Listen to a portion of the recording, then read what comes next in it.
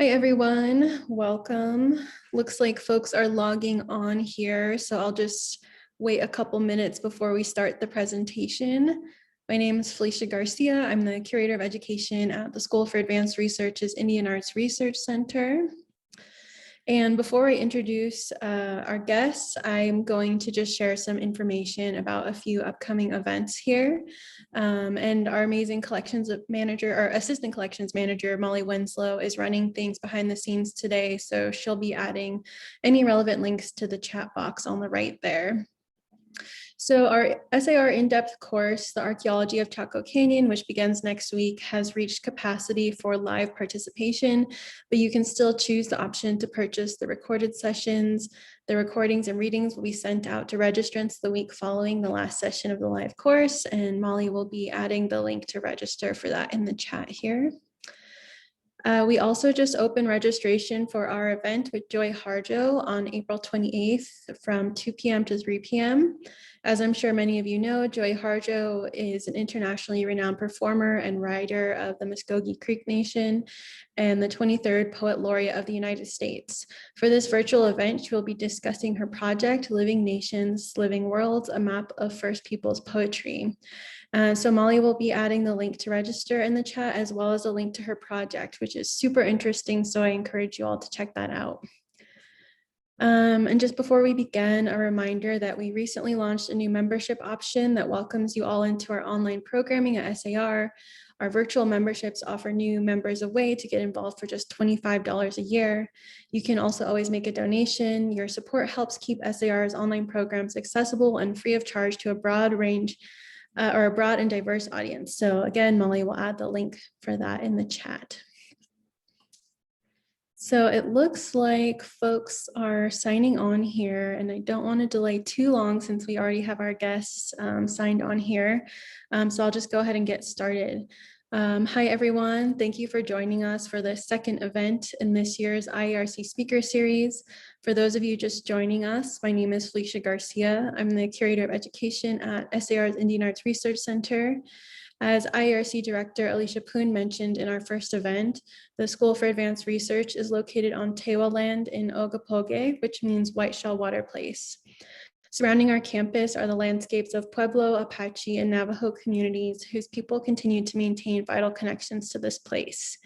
As an institution privileged to steward Indigenous cultural material and committed to uplifting Indigenous voices, we strive to maintain respectful and mutually beneficial relationships with these communities. So we not only honor the ancestral stewards of this land, but celebrate their past, present, and future. We hope to see you all next week for the last event in this year's IERC Speaker Series. On Wednesday, March 31st at 2 p.m., our keynote speaker, Dr. Patricia Norby, will be giving a presentation. Dr. Norby is the first Indigenous curator and first full-time curator of Native American art at the Metropolitan Museum of Art in New York City. She will be speaking about Indigenous representation at the Met and sharing her vision for the future of the museum's Native art and collection. So we hope to see you all there. All of our IERC Speaker Series events from this year will be available on our YouTube channel alongside all of our previous Speaker Series events. Our first two conversations are already posted if you missed them, or if you would just like to watch again. So Molly will be adding the YouTube link in the chat for that as well. And just a note before I finally introduce the talk and our guests, I will be moderating a live Q&A once the speakers have completed their presentation today. So please type any questions or comments that you have using the Q&A option, which you can access by clicking the Q&A icon at the bottom of your Zoom window on the far right. So the title of today's talk is Community Collaborations, Alaska Native Artistic Revitalization. Sorry about that, getting tongue-tied here. So Sven Haakanson, Curator of Native American Anthropology at Seattle's Burke Museum of Natural History and Culture, and Alfred Naumoff, traditional kayak builder from Kodiak, reflect on ongoing collaborations between museums and Indigenous communities in Alaska. As a jumping off point, they will explore an effort to bring back traditional kayak construction to their community. Many of the culturally relevant fabrication techniques had been lost to Native communities from which they originated.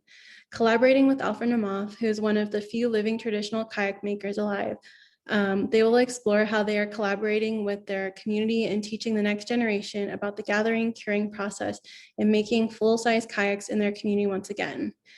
They started teaching by using model kayaks found in museums across the world. As Hawkinson notes, I have called this repatriating knowledge that was once forgotten and is now being reawakened once again through pieces from the past. So I'm so happy to introduce Sven Haakanson, who is a leader in the documentation, preservation, and revival of Indigenous culture, including his own Native Alaskan Sugpiaq traditions. He is a recipient of a MacArthur Fellowship, the museum's Alaska Award for Excellence, the ATOM Guardians of Culture and Lifeways Leadership Award, and his work on the Aniak led to be included in the Alaska Innovators Hall of Fame. He was executive director of the Lutic Museum and Archaeological Repository in Kodiak, Alaska, and joined the University of Washington as an associate professor of anthropology and curator of Native American collections at the Burke Museum in 2013. He played a central role in the design of the new Burke Culture is Living Gallery. Dr. Hawkinson engages communities in cultural revitalization using material reconstruction as a form of scholarship and teaching. His projects have included the reconstruction of full-size Aniak boats, I'm so sorry if I mispronounced that, from archaeological models, as well as halibut hooks, masks, paddles, and traditional processing of bear gut into waterproof material for clothing. He continues to collaborate with the community of Kayak at their Kayak Kids Camp since 2000. Through such hands-on collaborations, Dr. Hawkinson brings traditions alive and engages students through active learning methods. Dr. Hawkinson serves as a board member of the First Alaskan Institute since 2006, the Native Arts and Cultures Foundation, and Kodiak Inc. He is also an accomplished carver and photographer. So Sven will be introducing our other guest, Alfred Naumoff. And without further ado, please join me in welcoming Sven Haakanson. Thank you, Felicia. HMI, Alfred. Well, thank you for that wonderful introduction. Well, first I want to acknowledge I'm calling from the lands of the Coast Salish people in Seattle, Washington. I want to make sure just to acknowledge that.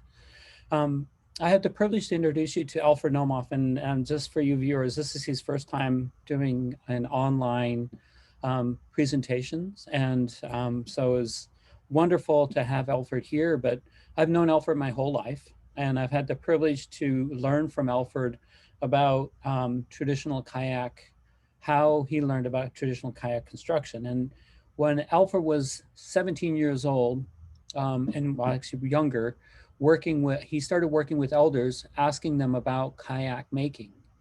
And in doing so, Alfred became one of the last young men taught by the elders to make traditional kayaks. And so it's been a privilege to collaborate and work with Alfred for the past 20 plus years, engaging with him, visiting, and then also working with him as he's shared his knowledge that the elders have shared and that have been passed on for thousands of years. So it's a real privilege to have you here, Alfred, and I want to thank you for taking the time to be part of our discussion. Well, you know, without you guys being able to show me the things you have in the museum, there's a lot of things I would have missed too. So yeah, I learn a lot every time I come to you. Yeah. And thank you for everything you all do. Yeah. Okay, so I'm going to go ahead and share my screen. I'm going to do a PowerPoint. So let's get started.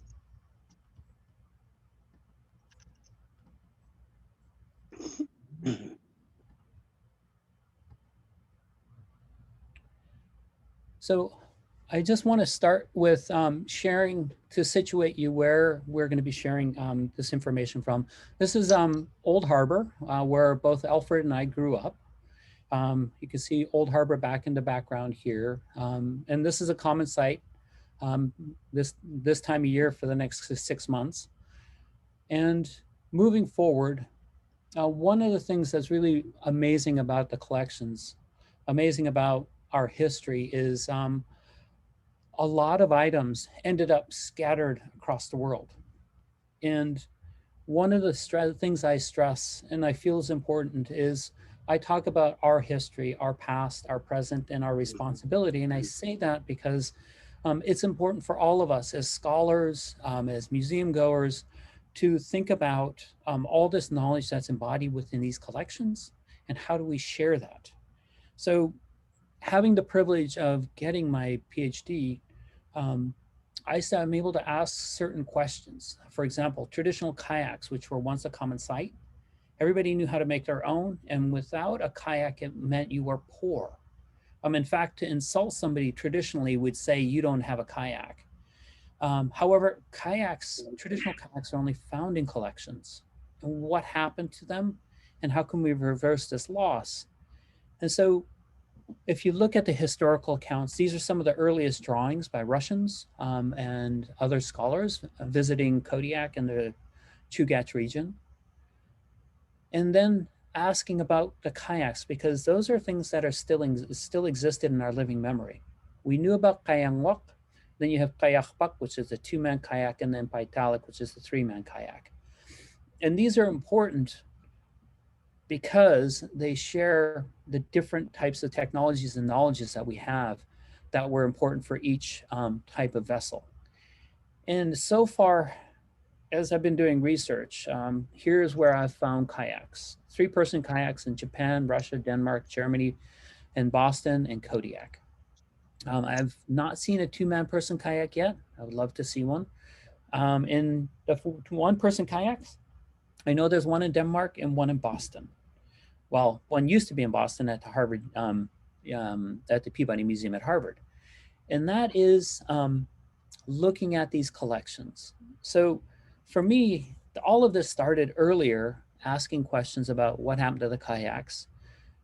And in 2003, Harvard invited myself and I brought Ronnie Lind to go and look at the collections. And while I was at graduate school there, I never really got to see the kayaks because I wasn't asking those questions at that time.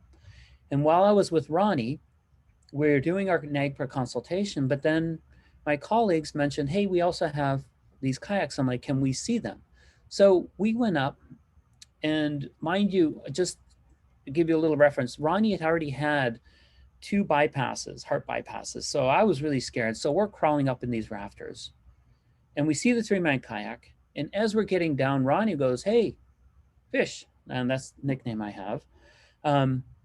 Look at the kayak over there. I'm like, oh yeah, it's an Onungen Kayak. He's like, no, that's not an Onungen Kayak. Go climb over there. So I climbed over around another kayak to look at it. And sure enough, this was a 1-man kayak with hair coming out of the seams on the bow and then along the bow part. And what was amazing about that experience is my colleagues, they then started talking with me about doing a project. So between 2003 and 2012, we talked about the Edward Fash collection. Where did it come from? How did they get it? And from there, they got a grant that was able to bring myself, Susie Malutin, and Alfred Naumoff to Harvard to do consultation with the idea to possibly loan the kayak to the Alutiiq Museum, the Alutiiq people on Kodiak. And we came out, and here's where it was been wonderful to be able to collaborate with Alfred on this project, having him share his knowledge. And Alfred, can you please tell me what you thought about this? Well, no, studying all this stuff before, I never really had anything to look at that was solid except for the museum kayak and the Baranoff on Kodiak. Seeing a 1-man kayak like this really opened my eyes because the construction was like the 2-man and 3-man, like the support on the cockpit. The measurements on that was, that was just really, it changed the way I looked at a lot of things in there because of the construction. I seen the supports in that and the way they tied it. They speak about the Onungen Kayak being, it has those pieces that will reduce friction and help it flex a lot in the water. Well, there's a different story with these. The way they tied forward to aft on the longitudinals and ribs created just to make it flex without tying the ends to the bow and stern pieces. So they weren't sturdy. They would slide and be able to move back and forth. That's what made our kayak move a lot. And they didn't see that. A lot of people didn't see it when they looked at our kayak. They said, oh boy, it's kind of flimsy, but it's not flimsy. It's been made like that. You've seen how we tied the one that we did down there in the old Burke Museum. And it's not tied across on one rib, it's tied lengthwise, zigzag, all the way across to help those pieces flex. And that made a big difference in how I think. And boy, if I could have tried that kayak, that would have been an awesome thing. Yeah. To have something like that. And I surfed them and I recognize how they work. Mm-hmm. So looking at the bow piece here, you have the human hair sewn into it. And when I was talking with Ronnie Lind, he said that's a hunter's kayak, a whaler's kayak, because of the human hair that was sewn into the bow piece. You didn't, what did you find inside? Nothing on the inside? No, remember we didn't see anything on the inside when we were there. And in fact, that we put a long video to see if there was anything in there, and there wasn't. Yeah. But the 3-man kayak had that little band with the colored string in it, right? Yeah. Yep. Okay, that's the one that probably held that little sea otter. Yeah. Yeah. The sea otters. One didn't. Yeah, the sea otters were probably out. Yeah, you better get one for your kayak, I guess. Yeah. Or make one. Yeah. And that'd be good. Yeah. So what you're looking at here in these pictures here is this is the stern where the kayak is sewn, and then in the bow. Can you tell us a little bit about how you would sew the bow piece on so that it's waterproof, Alfred? Oh, on well, see those pieces that are going across back and forth on that. That's to hold the skin tight. I just recently repaired one that was a model, like a 6-foot model. I put on some cloth over it and I practiced that stitch where you put the stitch on the inside of the kayak. Mm-hmm. You take it off, you stitch it up, pull it off, turn it inside out and pull it back on the kayak and continue sewing. And that's how they did the full-size kayak. They stretched that skin over that to make it fit. So the seams were on the inside. I think that was to help, from the splash of the water going over the decks and everything. Probably to keep the animals from seeing the glare on the kayak when they're traveling in the water. Mm-hmm. I wouldn't doubt it. That's a possibility. Okay. The sewing on that with all the hair and stuff was to empower the kayak. I'm pretty sure that's what that was all about, having all that threads and hair, everything put in there. Okay. Yeah, the design of that bow was just incredible too. Yeah. I'd been out there in rough weather where we didn't have like what's called, I call them bow plates, where they curve up over the bow and it changes the construction of the bow in the front. Yeah. And you can see the plates on that one where it broke off. But going through the water and diving into the next wave, that created a void of air to hold it up out of the water where it floats up. And the design of the V in the bow and then the lower part of the bow created pressure to push the bow up out of the water. Mm-hmm. And that was an eye-opener for me because we didn't know much about the way that was designed and how it functioned. And just seeing that throughout these collections really made a big difference in how I understood things. Usually, when I look at things, I'm not looking at things the way other people do. I look at the grain of the wood and why it's like that.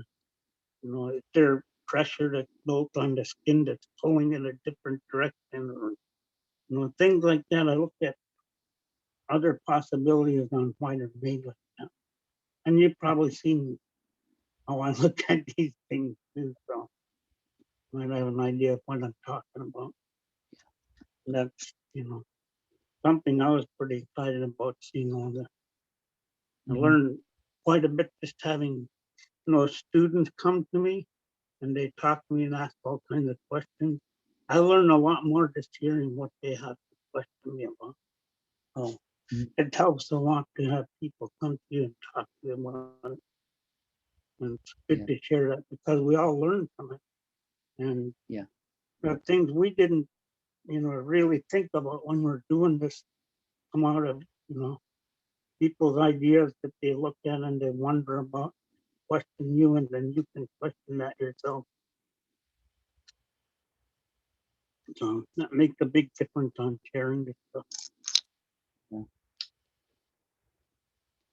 Thank you, Alfred. So the other wonderful thing that happened is having Alfred and Susie there, we were able to ask more questions about what else they had. And when we went into the basement, they brought out a double paddled, which is really unique. In fact, it was the only one I've ever seen from our region, and 2 whaling lances. And so that was really exciting to learn about, because if you look here, when I sketched these out, they have these letters here, and what happens is they would put aconite on these spears, and then that would paralyze the whale, but it would break off. And so when you found that, you can actually identify who the whaler was that that whale gave themselves to feed the community. So that was another wonderful thing. And then I'm going to show a short clip from the Peabody Museum, thanks to Trish Capone and the staff that they allowed us to be able to share this with you from that time, from that visit.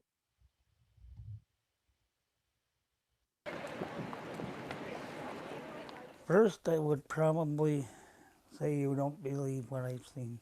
I wasn't expecting to see anything this remarkable. I mean, I never seen one with the hair, the fibers that were sewed into it. The design I know about, but then I've seen different construction in the cockpit. This whole thing has just opened my eyes to a new way of construction for that. I think I'll use more of what I see on what I do, and then I could share it with whoever's interested in it. And if they learn about it, they can pass it down. I've seen kids get excited and want to build the whole thing all in one day. I mean, they don't want to stop when they do it. It's awesome. And the questions they ask, they bring me, to a different spot in the kayak and ask questions of, things maybe I didn't think of, and it opens my mind to more things that are there. I see things different than they do, and they see them different than I do. And when we ask each other something, and just, it opens our minds to more. So that's a good thing. So what was wonderful about that experience is, again, it really opened not only Alfred's eyes, but my eyes to how important these collections were for us to be able to not only bring them back, but share this knowledge. Alfred mentioned earlier the sea otter. Alfred, you've carved many of these. What do they represent? Those are actually a good luck charm for the kayaker. They kept those in the bow for good luck. And the reason for that, part of that was, the sea otter hair, I think, is hollow. I'm not even real sure about that, but maybe hollow, and you see how high they float in the water. That was part of why they used that for that. And a lot of empowerment was, you read about things where they put like human skulls in the bow of the kayak also for people to become stronger hunters, to have the strength in their hunting when they went out for whales and stuff. That was, I would have to say, one of the hardest things to probably do is, they'd have to prepare themselves mentally and physically before they went out for a hunt. And I think they went and became secluded away from all the people to pray about things in their own way, and study everything that's coming up. They had their own equipment that they made. The shamans, I believe, were the ones that mixed up the poisons for the spears and stuff like that, and they all just discussed how they were going to go hunting for what whales and where, the tides, the winds. Now, our people had others grow up studying the weather where we were in order to let our people be able to go out to the ocean and come back safely. And that was a pretty important thing. A lot of people don't see that. And nowadays you have a person that tells you what the weather is supposed to be. But our people looked up in the sky, they stayed up at night, they watched the stars, they watch what's happening, and then they'd be able to tell the hunters if they could go out offshore, go hunting way offshore, or fishing, and be able to go out for days at a time and then come back. So there are a lot of important things that people are missing too. So those are the kind of things I want to see. There's things that are lost that people are still looking for in that. Mm-hmm. And when we look into that, we're discovering that too. Like your paddle design too. Yeah. That was quite a deal. The ridge on those paddles had like the scoop on each side, where there was almost a hollow side of it. And people always thought that was for strength on those. I believe that probably helped it a lot, but we figured out that when you dip your paddle, it makes a noise. But when they're hunting, that air bubble that goes up the paddle is real quiet, so you wouldn't be able to hear that when you're paddling for the animal. And that made a big difference on your hunting skills too. Yeah, that's something you gotta look at when you're checking out these collections too. Yeah. Well, speaking of collections, I'm going to share a little bit about what we've been doing. So I sketched a model from the 1820s from the Museum of Anthropology and Ethnography. And then from there, working with Alfred, we traveled out to all the villages on Kodiak to teach making a paikta, with the students. And one of the things I love sharing about Alfred is it's no glue, no nails. So it was really important that we taught the students how to make the kayaks using no glue or no nails, so that they practiced and understood this knowledge that he was sharing as part of our living culture, not just, oh, let's glue it and then it's done. There's more to it than just that. And so working with Alfred, we were able to construct, I think, how many was it, Alfred? Over 28 model kayaks? And yeah, 28 or 31, something like that. Pretty close. Yeah. In fact, somebody was actually using one of those models to learn about how to make kayaks. And so I really appreciated your help with that, so that we did it right, because the next generation is using those models to make kayaks now. That's pretty good. Yeah, I didn't tell you. Did something. Yeah. Did it right there. Made somebody understand what we're looking at. Which makes a big difference. Yeah, it was so important. I mean, especially with what you shared in terms of how everything is tied together, but how it all works together. That was really valuable. So one of the other things that as I've asked more questions, we've learned about this vessel called an Onyak, which literally disappeared from our living memories after the 1860s. And so far I've found 15 original model Onyaks. And after I had had the privilege to work with Alfred, using historical accounts, traveling around the world, looking at and photographing these vessels, the Onyaks, the open boats, and then having the privilege to work at the Burke Museum, and through the Burke Museum, using their one Onyak as a model, doing 3D rendering, and then sketching it out so that the kayak itself, and then making kits, and following the same practice that Alfred had taught me, using archaeological collections, and then going out to the village of Kayak to work with them, with Mitch and Judy Semyonov and Spiridon and Sherry Semyonov now at the camp. We worked with the youth, teaching them to make an Onyak, which is the first time these have been constructed on Kodiak in 2014. So over the years of building on the knowledge that Alfred has shared with us, we're now able to go on to another vessel, build those, and then also start thinking about the Onyak bow design. For example, Alfred, you talked about the kayak bow. Can you tell me a little bit about the kayak bow, please? Well, the lower part of that was actually, you know how water sticks to something when it travels along something. The design of that lower bow was kind of like a diamond shape.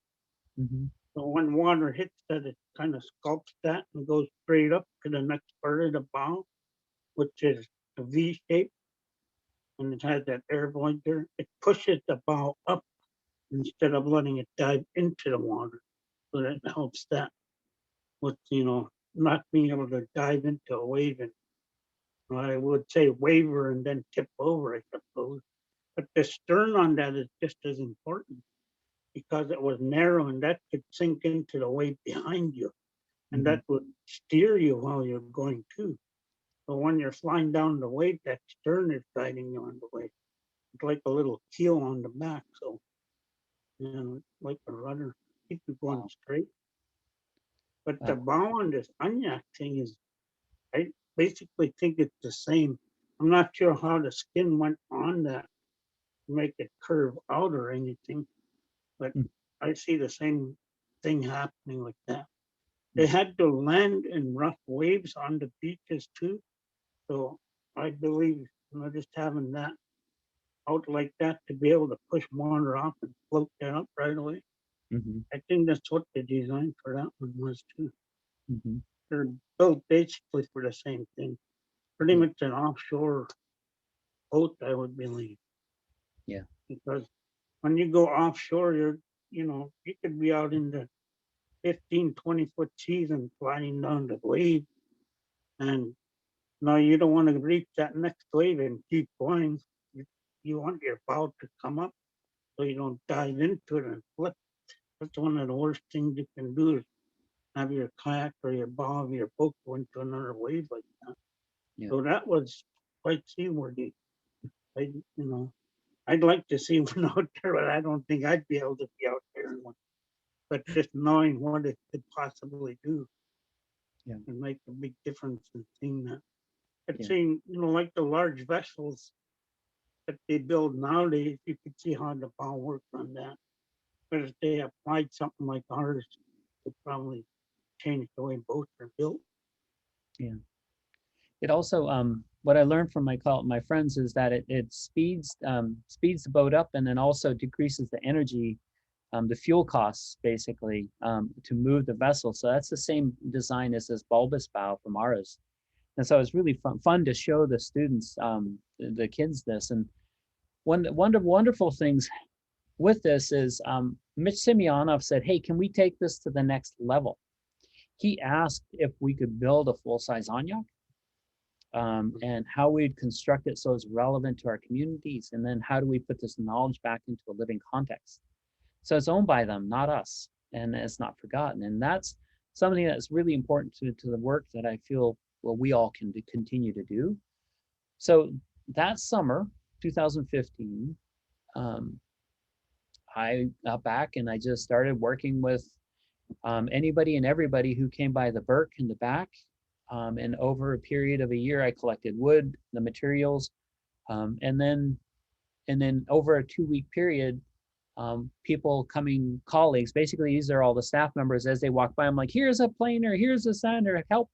And everybody chipped in and we were able to make a frame that summer in 2015. They can put that away. And then the same time, that's in August of 2015, went out to Kayak with this knowledge, working with Mitch and Judy and Spiridon and his son and all the kids. We were able to construct within a week a 16-foot onyak here. And that was all within a week, from the raw wood to this. We collected the wood off the bough pieces off the beach. The wood we brought in, the reason it was 17 feet is we could fit 12 and a half feet of wood on the plane we brought from Kodiak, which is spruce. And then that winter, working through the Burke Museum, we finished the 27-foot one, where again, I had professors and students and visitors and deans come in and sew and carve and help us finish the construction. And that summer we tested this out. And this is the first time we tested an onyak out, and it's the first time an onyak had been constructed from my region since probably the 1860s. So that was really exciting to be able to do that. And then the same thing here, this paddle is based off of a model out of a museum in Germany, a museum model out of Germany for a steering paddle. It was the only kind of steering paddle I found that was with a model onyak. So that was kind of fun to realize. And so I made that and then went back to Akiak, and we finished the construction, the tying, and this is the camp, so pretty primitive. Working with kids, working with community members, 10 hours of sewing. We used buoy paint to cover it just to protect it. And George Dyson donated the materials for the covering. And then working with everybody. Everybody had a hand. And Mitch had each of the kids put their handprint on the steering paddle to show their connection to not only the paddle, but their connection to helping make this happen. And so we were able to really bring this knowledge to a living into a living context. And that was one of the beautiful things about what we did. So in 2016, we went from never having an onyak on Kodiak for almost 150 years to having one. And all the paddles were made in camp as well. So everything that you see there was made in camp in that time period. And so you have this really, I think, important exchange that happened with all of us, from museum collections to the community and sharing. But I'm going to share a video. What's important in this video is if you listen to the community, they own the knowledge. It belongs to them. And that's what's really important for what the work we do, the kind of work that we do.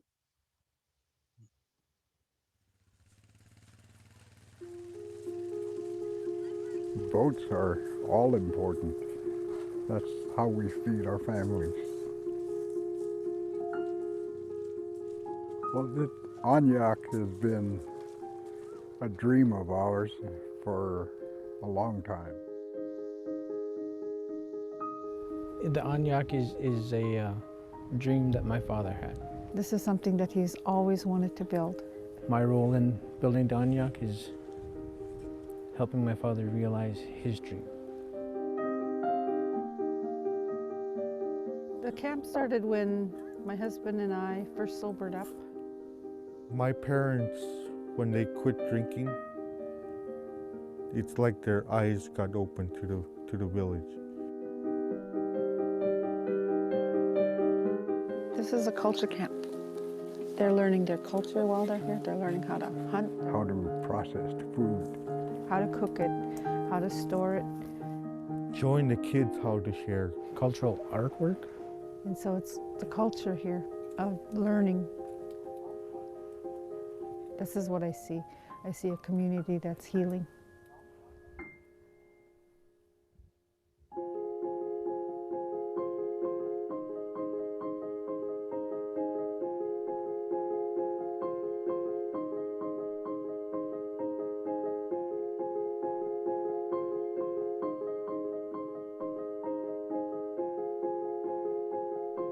One of the things that happened in that experience was if you don't put ballast in there, this is what happens. And so it was a learning curve, learning experience that within 30 seconds we got in, and then it rolled because we needed to put almost 300 pounds of ballast into the onyak for it to work right. And so nobody got hurt. We got a little wet, but otherwise it was one of these learning experiences that helped us and really started to show us, how collections aren't stagnant. They're living, they have living knowledge within them. Collections are important to our communities, and not only how we learn about them, but how we share them with each other. And for me, this is just one of multiple examples that shows how valuable our histories are in the present and how we can bring these cultural pieces into a living context. And in that essence, having the privilege of what Alfred has taught me, and then having him share his knowledge with us through the Burke Museum, but also through our community, has really allowed us to not only bring his knowledge to the forefront of what we're doing, but help us celebrate it, celebrate the importance of not only traditional knowledge, but celebrating our knowledge keepers and knowledge holders in a way that allows us to use that knowledge in a living context. And so now through the kids camp, we're now in the process of constructing kayaks. And thanks to Alfred and his knowledge and guidance, he's been able to help us make sure that we're doing it in the right way. And in this process, putting it back into a living context. Alfred, I don't know if you want to share any more thoughts on this. I would just have to say, all this stuff would have been lost without you guys, checking into this stuff. A lot of people wouldn't even know that we had an Unyak or what the bow of our kayak was all about. I always used to think that the bow of that kayak represented the whale's mouth. Those guys were really great whalers. If you look at it, you might see what I see in that, but maybe it's just something I see. There's a lot of spiritual things that go on with something that high. People gave up their lives to take care of the others that they were going out to feed. And that's what it took. It took everything they had to make sure it worked. And everybody, had to get together and work together to make it all something they could all benefit from. And that's what it always did, was help everybody in the community. And, you got to be proud of your people. There was a lot of things that people still don't know about them. And we're still learning. There's nothing wrong with looking into it and, kind of making a mistake on seeing what we're looking at. But that's how you learn. If you don't have a mistake there, you won't remember. And that's what pushes you forward. So all these kids gotta, kind of look at it and, we didn't quite make it right. So, well, that pushes them forward to make something right and study it harder. Let them know that it's good to look forward to making something right the way it was before. So keep teaching them. There's nothing wrong with it. That oil lamp? Mm-hmm. Yeah. All right. Wow, that's gonna be. I lit one of those up in my camp, and it lit up my whole camp. Wow. I only have a couple of them though. Yeah. So I'm gonna end this with what my mom had taught me was which is that which is within deserves respect. So starting with respecting yourself, carrying it forward to the next generation and carrying that knowledge forward. And I'm really grateful to Alfred for not only joining us, but sharing your knowledge and helping us keep this information, this cultural knowledge alive and growing within our community. I will stop at that. I would like to thank everybody that, joined in and, just helped do this project and help everyone else understand what we're going through, trying to revive things that were lost a long time. And thank you for everything. Like you said, Kiana, thank you. Take care. Hang on, Alfred. I think we might have some questions, so. Uh-oh. Yes. Thank you both for sharing that. That was a really wonderful presentation. And so I'm just so appreciative of you sharing your knowledge and your words about that. We do have a couple questions here to our audience. There's still time. If you have a question, just type it in the little Q&A box at the bottom of your screen. So this first one comes from Amy Schiffer. She asks, have your restoration techniques changed at all over the years? If so, what has changed and why? Okay. Looking into the old collections and building things nowadays can be a little different, but you have to look at what's there before to understand how it was made and what it causes to do for us today. I'm not sure if I answered that the way you need, but just keep things as close as you can to what they were before so you can understand them without misrepresenting something.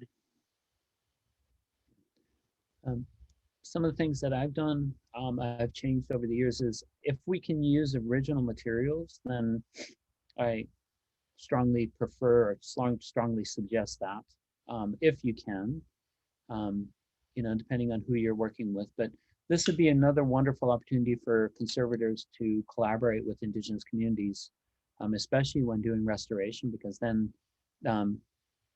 that individual can learn from that cultural piece, but then the cultural piece can benefit from having traditional people who have that knowledge helping restore it. So, I mean, I think that's one of the things that has changed over years is consulting with us and building those relationships that become, as you can see from Alfred and I, a lifelong relationship.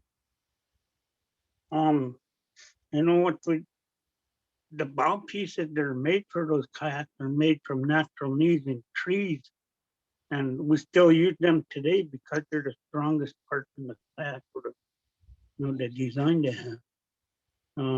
If you don't use the right wood, you'll end up with a piece that breaks or isn't functional. So making one of them bow pieces, for me, it takes about 1 week to make. And that's with an adze or a curve knife either way.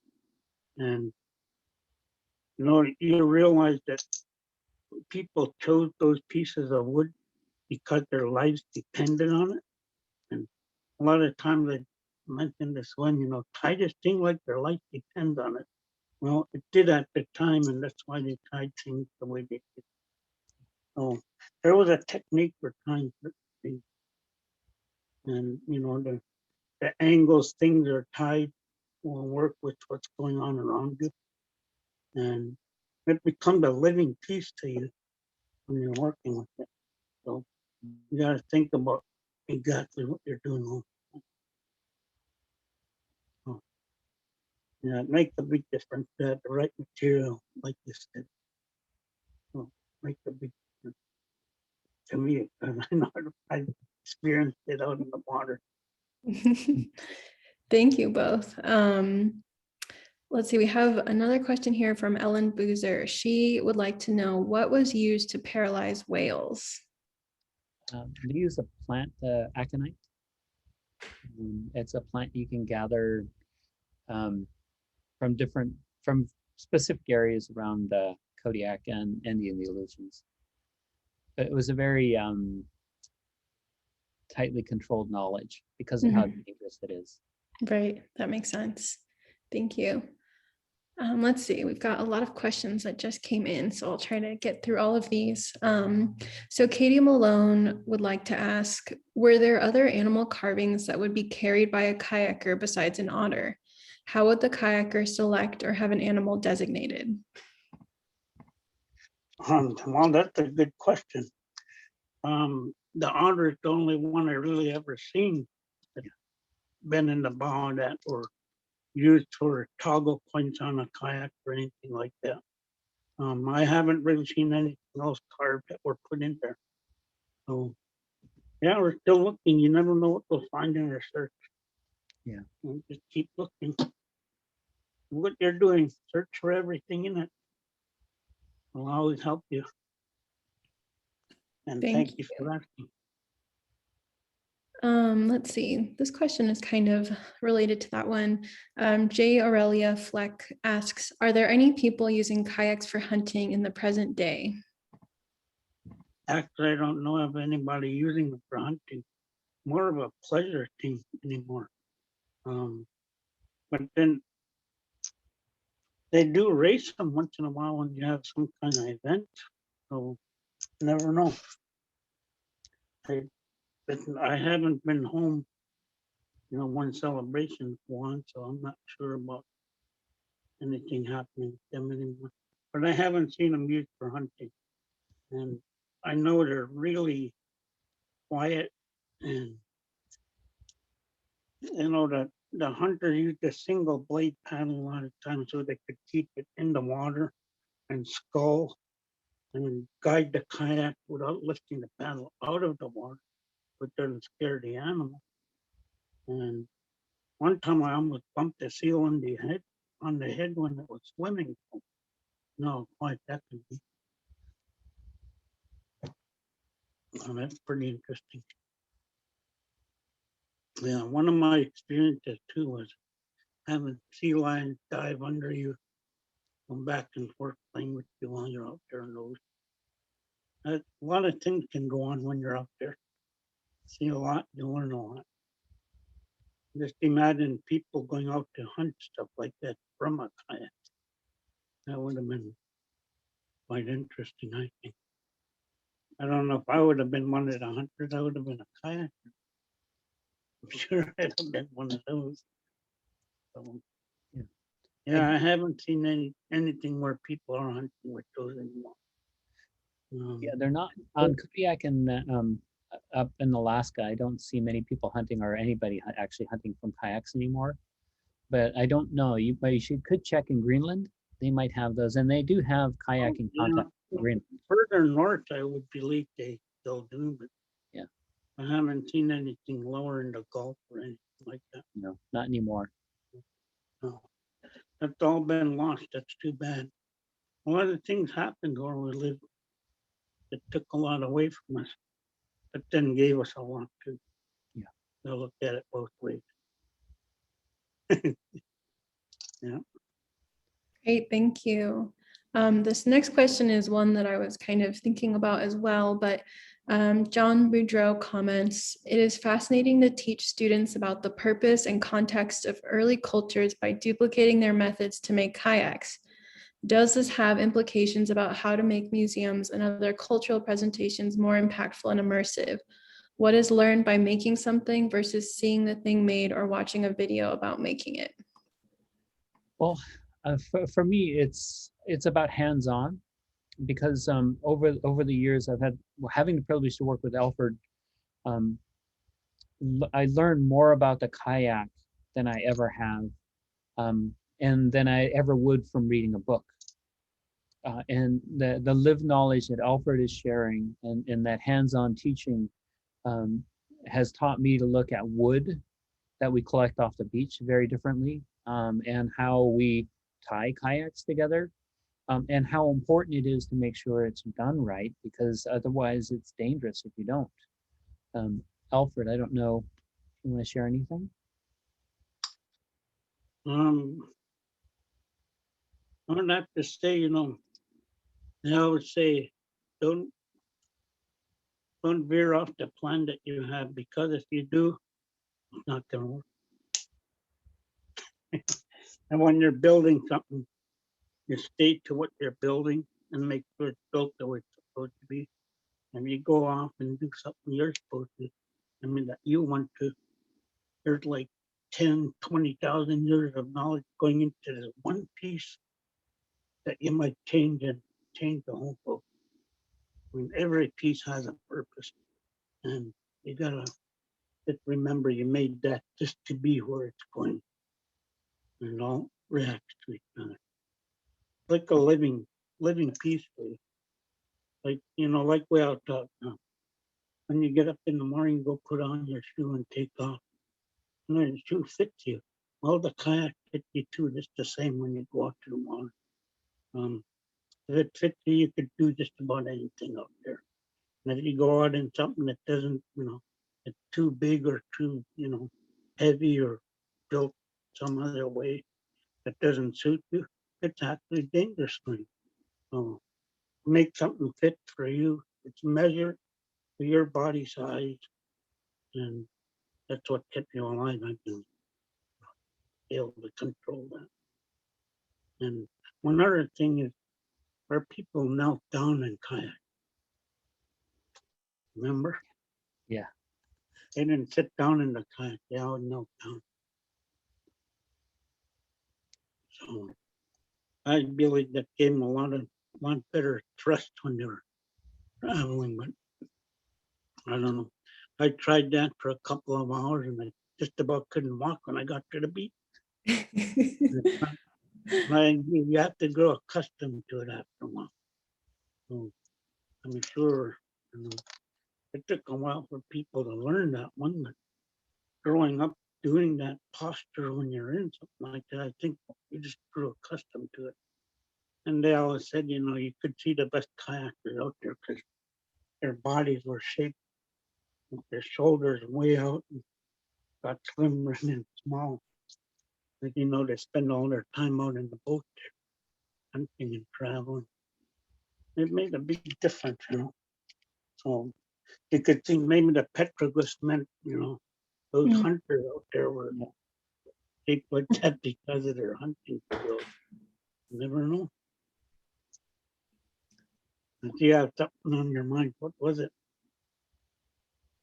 Oh, no, it's good. Thank you, Alfred. I have a question kind of going off of that one. I loved hearing about all of these programs that you did back in the community with the kids. I'm interested, are there many kids or younger folks who are now like really interested in continuing the practice and becoming kayak builders? Well, Yes. actually, one of our cousins, CJ, is out there doing some building too.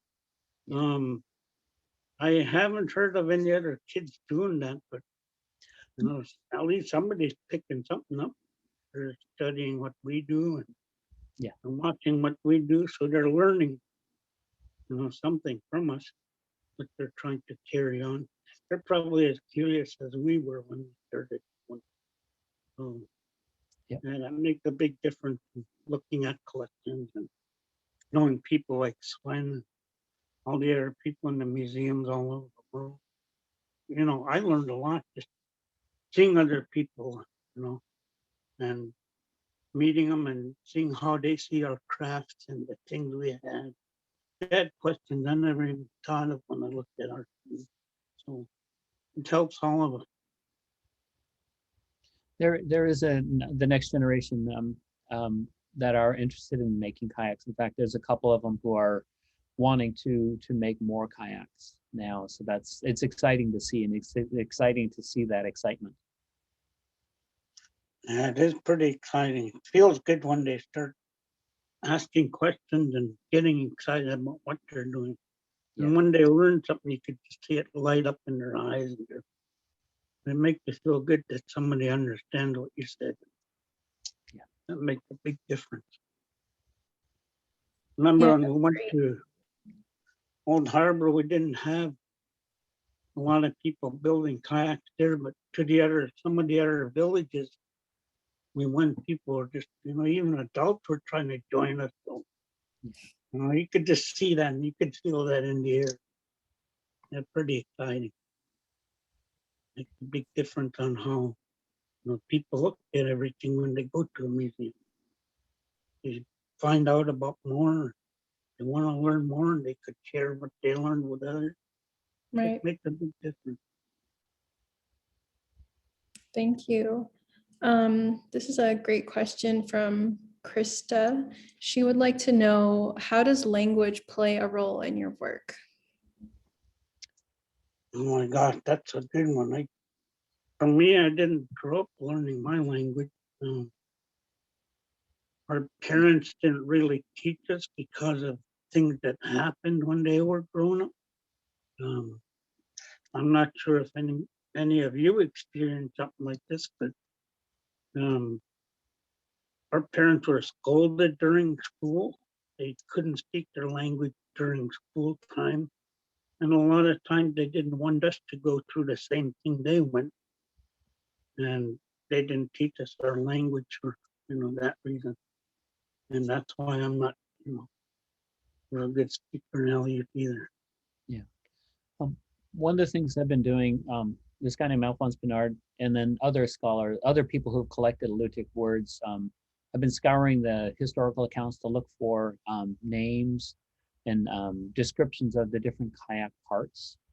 I'm working with my mom to get the Alutiiq names so we can share those with the youth as we are working on them. I mentioned the different kayak types, 1, double, and triple. Those are things that nobody really knew about until a few years ago. So again, we're just trying to figure out ways to put it back into a living context. And Alfred brought up a very challenging issue and a difficult issue of the English-only policies and the Americanization, colonization of our communities, of having our parents being scolded and humiliated for speaking our languages and for even having an accent. So those things we're still living with, and we're trying to find ways to change that, because there's a lot of that that's really deep-seated, and we have a lot of healing to do. Still an uphill battle, yeah. Yeah, but it's a very important thing to have. Is yes, our language is important for this process, but also, yeah. A lot of people wouldn't understand that unless it was embedded in you somewhere. And we grew up with that, so I know there's people that understand that, but a lot of them won't because they didn't grow up with that feeling. I mean, there's a lost feeling about a lot of things in our culture, that got left behind or misunderstood by people. What we need to do is find that and share it with our people so they could understand it better. And without doing that, it's going to stay lost. Yeah. So let's find it. Yeah, and part of the work that we're doing here is bringing these physical objects into a living context. That then sparks the question about the intangibles, the language, the stories. And so those are things that are now coming out and trying to, and we're also fighting the other reality of a lot of the first language speakers are in their late 70s now. So trying to make sure that their knowledge is kept alive and brought forward through the language and the stories. So those are other things we're trying to incorporate into the things. And working with Alfred, and as the earlier question about the hands-on, is that's when the stories are shared. That's when the values are shared. That's when the language is shared. Is that spending time with each other, which is really important. Yeah, I just never know what words might come out while you're working with somebody you haven't heard in years and years. And when something's spoken, people try to remember other things that are being lost. So that makes a big difference in how we live. And it helps. Yeah. Helps a lot of, I guess you could call that a healing in a lot of ways, bringing something back that hasn't been for a long time. So, and for some people, it's so lost they don't even realize it's gone. Like our mask, that collection you brought us to, that's in our collection over there. I mean, we asked people at home, what kind of mask did we have? Well, they couldn't even answer. The culture all around us had those, and we didn't have anything. And thanks to you guys working on all that, it's all coming back now. Which is, really good. Yeah, I'm still trying to work on stuff like that. You got one of my masks down there. Put it by the kayak and come from the same place. Hang it right from it. I'll be back down to see it someday. You will. Time. What else? Felicia, go ahead. Oh, Okay. This one's another good question, and I'm going to tack on one of my own questions to this one. But this anonymous attendee says, "Thank you. This was an amazing presentation. How do you think museums can do a better job of letting communities know what is in their collections?" And then I have kind of a two-part follow-up question is, do you have any advice for museums that want to facilitate better relationships with communities? And then do you have any advice for community members who want to work with museums? Well, the first is just listening to what the community needs and what the community is really interested in doing. They can be at different stages, whether they're at the stage of language revitalization or cultural material cultural revitalization. You know, really understanding what the community wants and listening to what their needs are, not telling them what their needs are or telling them, hey, you should do this. Start with this saying, hey, how can we collaborate? We want to do right. How can we build a relationship so that we can invite community members in to not only look at the collections, learn from collections, but share the collections so that the knowledge isn't just hoarded by us in institutions, but getting it away, building it and talking with them and listening, and then showing them that you are invested in sharing that knowledge. How do you build those relationships? And that means rolling your sleeves up and building a long-term, establishing a long-term relationships, and continually being honest about what's working and what isn't working, and how to build and move forward from there. I mean, because we make mistakes, we're human, and then that's okay. But learn from those mistakes and then figure out what works best for the community, so that knowledge isn't continually forgotten, and find a way to build those bridges of trust. If you, in the presentation, one of the things that's really important is how do we build that trust, but how do we maintain it? Building trust with Alfred, building trust with elders, because of all the deep-seated challenges that we have, how do we make sure that we maintain that trust and continually moving forward? Every project that I have that would be dealing with kayaks, I would try to bring in Alfred if I had the finances, and have him be the lead, not me.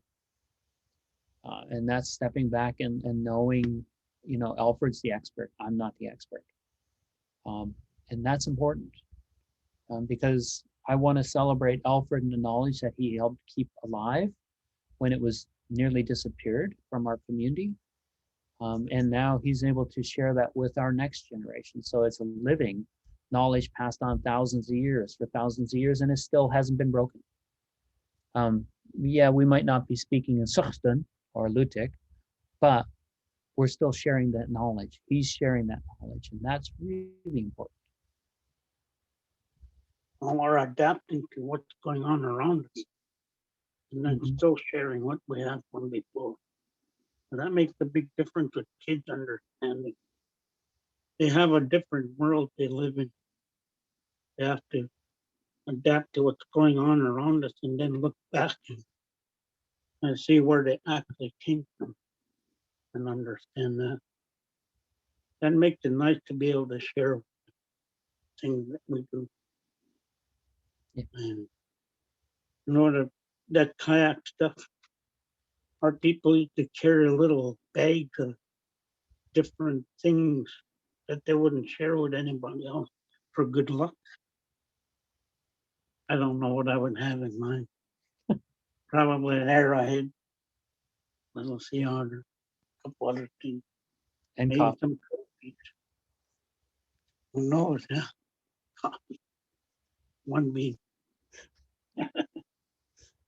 Yeah. You know, when I started looking into this, there used to be stories of hundreds of kayaks heading out. Well, I looked around, there ain't none. So that's pretty sad. You know, you have to start from ground zero and know that we used to have all this stuff and we don't anymore. We had to look into it before it all disappeared. And thanks to you bringing me to different museums and studying these kayaks, we can bring that back to the people at home, or where it belongs. They need to know about it because it's being forgotten as we speak. Things are being forgotten. So look into it, and it's good to always work with doing this stuff. I learned a lot from everything, and thank you all for sharing everything you do and doing all the hard work you do.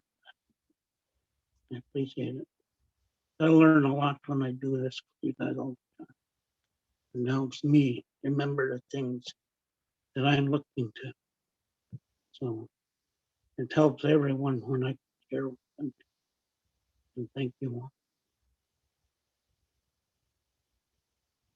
I appreciate that.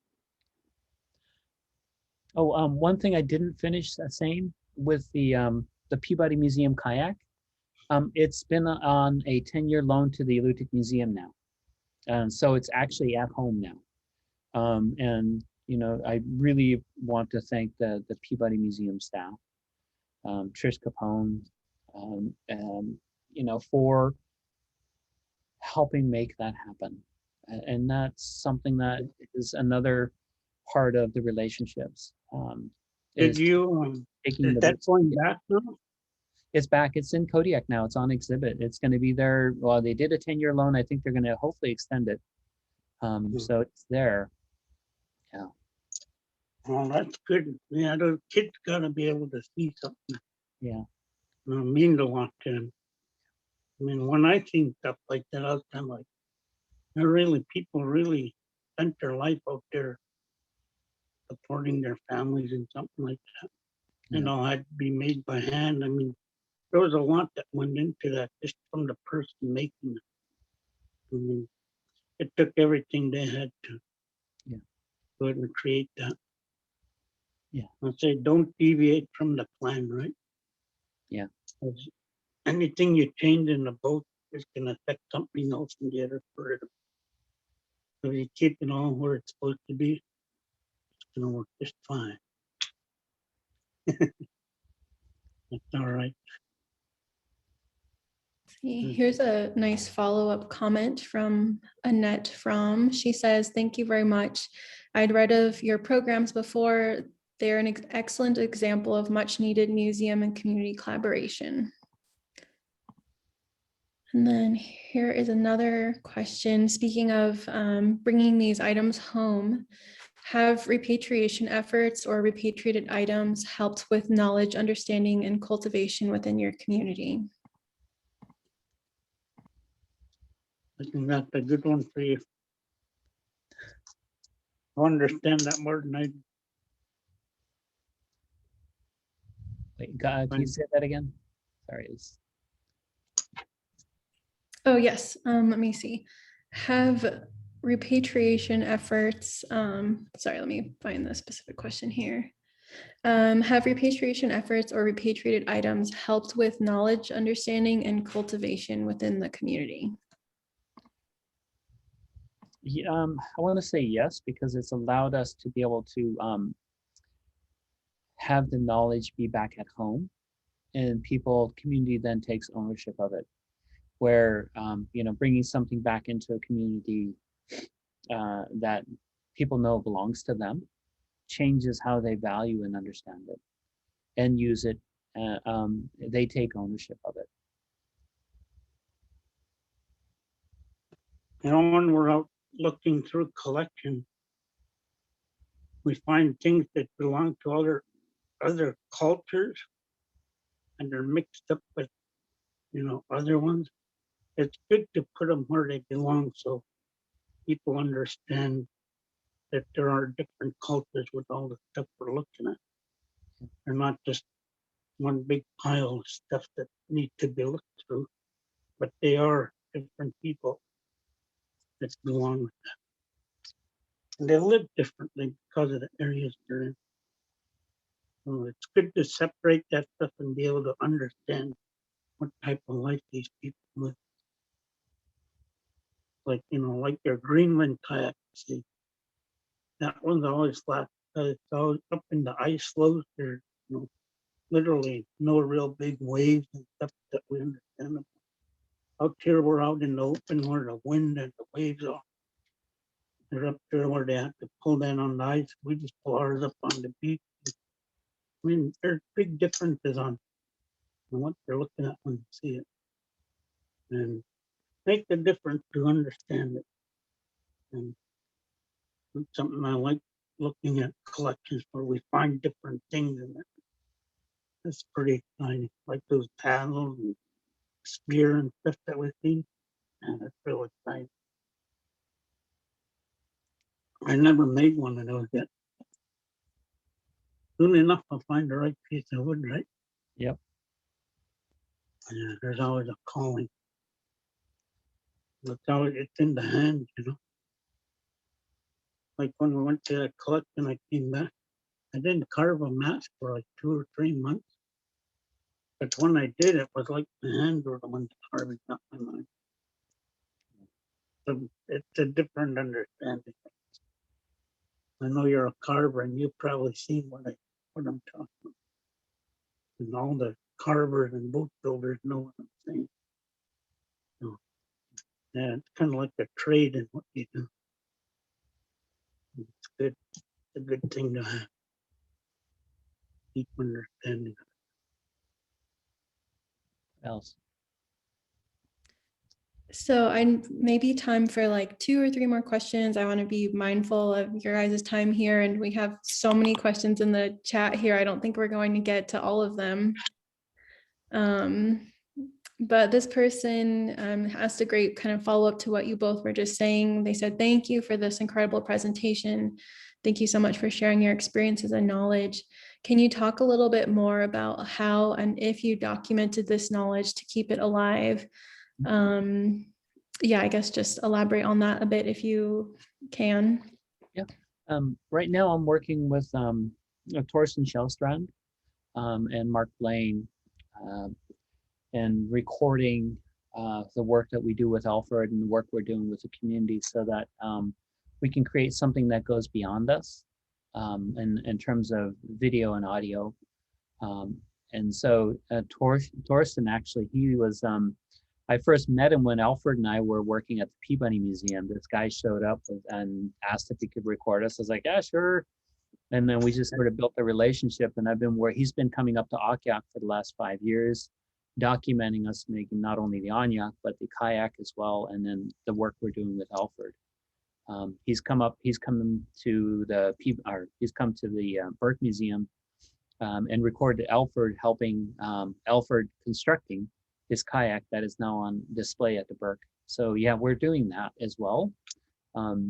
It's always a challenge when you do all that recording, then we got to find the money to actually edit and process the video. So that's the next stage. And it'll help the kids quite a bit to understand what's going on. Seeing something like that happen, it'll be really good for them. Not only them, but the adults too. I mean, a lot of them are like, they misunderstand a lot of things. Like, remember we bumped into a guy who was building kayak with the double, that piece in the middle that what do you call it? Gilson was pushing up, breaking the ribs on it. Yeah. And he was trying to duplicating that. And we tried to, not exactly correct him, but let him understand that's not how they're built. I wouldn't go out in that. I would be scared. I don't know.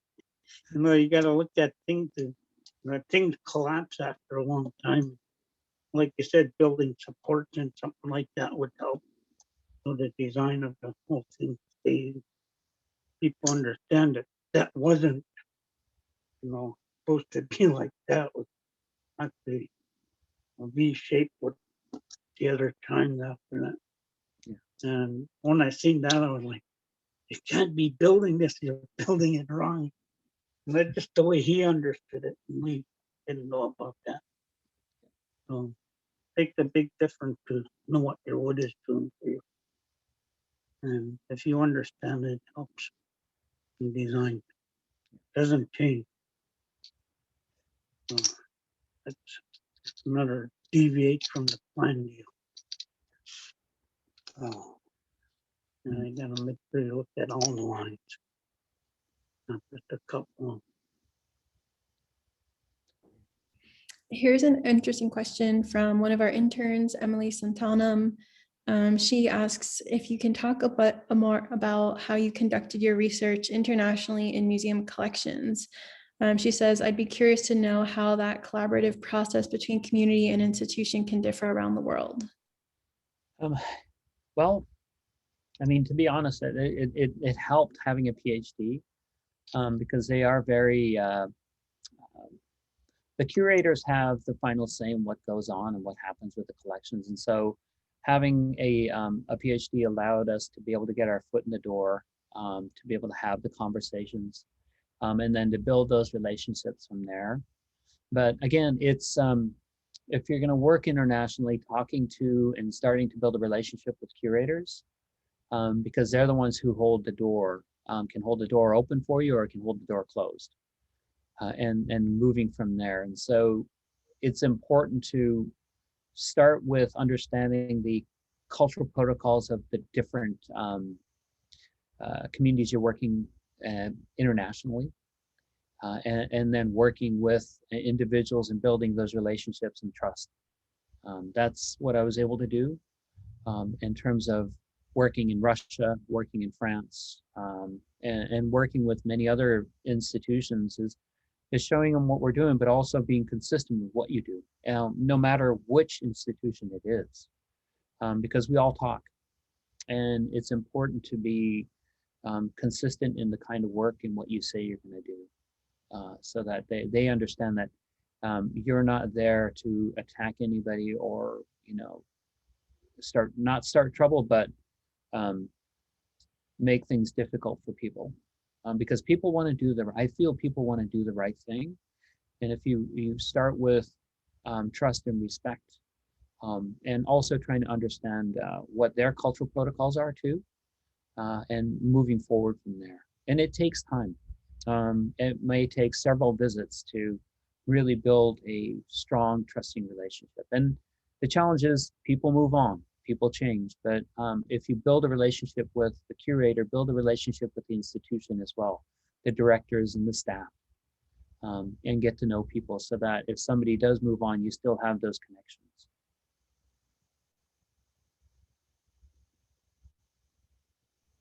Great, thank you. We just have so many wonderful comments here, just thanking you and praising you both for this amazing presentation, and I wish I could read them all, but there are just tons here. Nancy Yaw Davis sent a really nice note. Yeah, it looks like you all know each other. And I just have one last question that I think would be really great to end on. But Jay Aurelia Fleck asked again, or another question, are there any plans or any other projects planned to revive any other old time knowledge? In terms of bringing back traditional knowledge, yes. We are looking at, we've done halibut hooks, the paddles Alfred mentioned. We've done bow making, the mask carving, that was a whole nother project I did before starting at the Burke. So yeah, we are doing, we work on various projects. Another one I was hopefully, when COVID hit, my goal for the camp last year was to do making grass mats, and so passing that on. So hopefully we'll be able to carry that forward. So yes, we are trying to find different ways to incorporate all the knowledges that were embodied within just a kayak itself, the gut skin jackets, the floats, what else? Pumps. I mean, there's so many other things that we're trying to bring in as well as we go along. Like when we did the Onyak, one of the lessons we learned is we need to make the paddles almost a foot longer, the handles a foot longer, in order for it to work right when you're paddling. So those are lessons we learned, but again, continuation. What if you drop the sides of the Onyak down a foot more? Well, that means adding another 600 pounds weight and ballast. And yeah, that's scary when that when it gets that close to the water. What about your, well, that's what's holding you there. Your rocker and your Mhm. boat too has a big difference on how stable it is. Yeah. Because if you put too much rocker in a kayak, it becomes unstable too. Yeah. And that enables you to turn when you need to. So, don't keep that straight. You gotta keep that. Yeah. There's, different things that work with what you're doing. So, that's what I'm accustomed to understanding is how it's supposed to work and why it's like that. So, yeah, what they're doing is, bringing all that back. And we need to see that happen as it helps us understand a lot. So that the answer to that question more concretely is we are building on the knowledge as we move forward and bringing back new things, new old things into that living context. And it's a lot of fun because then watching everybody see like how halibut hooks work or making bows, it's a lot of fun to see that excitement in our next generation.